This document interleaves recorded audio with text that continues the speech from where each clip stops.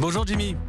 Bonjour Mathieu, bonjour à tous. Le docteur Jimmy Mohamed, le médecin d'Europe 1 tous les matins avec nous, notre santé. Et vous allez nous parler ce matin, Jimmy, de la charge mentale et de comment mieux la gérer avec quelques astuces simples. Mais avant tout, on va peut-être rappeler à nos auditeurs ce que c'est précisément la charge mentale. Alors c'est vrai que tout le monde a entendu parler de la charge mentale et l'attribue aux femmes car ce sont elles qui en souffrent le plus, alors que la définition concerne autant les hommes que les femmes. La charge mentale, elle a été définie dans les années 80 comme le fait que deux univers, l'univers professionnel et domestique, coexistent, empiètent l'un sur l'autre, compliquant donc la gestion du temps. En clair, cela veut dire que vous pensez par exemple à ce que vous devez faire à la maison, comme faire les courses avant la fermeture des magasins à 19h, alors que vous êtes physiquement sur votre lieu de travail. D'accord. Et c'est donc le fait d'avoir le cerveau finalement en permanence en tension, toujours avoir à penser à quelque chose, à anticiper. Exactement, les personnes qui souffrent de charge mentale élevée sont en permanence dans l'anticipation. Elles sont tout le temps en train de calculer, même pour des choses qui peuvent paraître sans une grande importance, comme le rangement des affaires dans un placard. Pour faire plus simple, ce sont des personnes trop perfectionnistes, même si à la base c'est plutôt une qualité de vouloir bien faire les choses.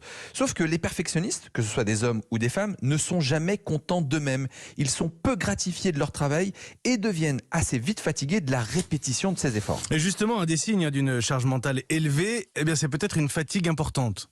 Exactement, car le cerveau est en permanence sous tension, toujours en ébullition, et cela va être responsable d'une grande fatigue, mais avec d'autres symptômes comme des troubles du sommeil, une irritabilité ou même des symptômes physiques comme de la tension musculaire ou encore des maux de tête. Elles en ont en quelque sorte littéralement plein le dos. Comment faire alors pour diminuer cette charge mentale qui a dû augmenter avec les différents confinements ?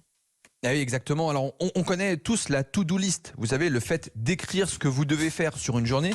Eh bien, je vous propose de faire l'inverse. Notez tout ce que vous avez déjà fait dans une journée. Et vous allez vous rendre compte de tout le travail accompli. Et puis, vous pouvez aussi reprendre cette to-do list et faire le test suivant. Demandez-vous quelle importance aura les tâches que vous devez faire dans la journée dans 5 ans.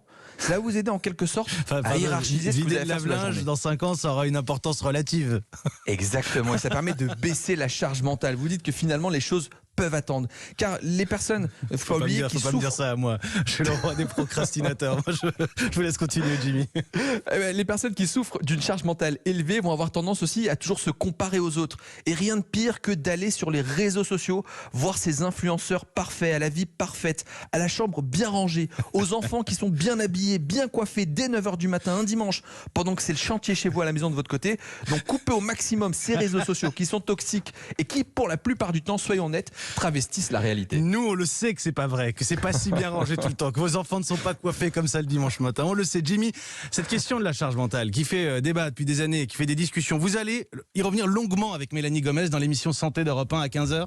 Exactement, on reçoit le docteur Aurélia Schneider. Elle viendra nous parler justement de son livre La charge mentale des femmes et celle des hommes aux éditions Larousse. Et elle est passionnante, absolument passionnante. Merci Jimmy Mohamed, notre santé, 8h42.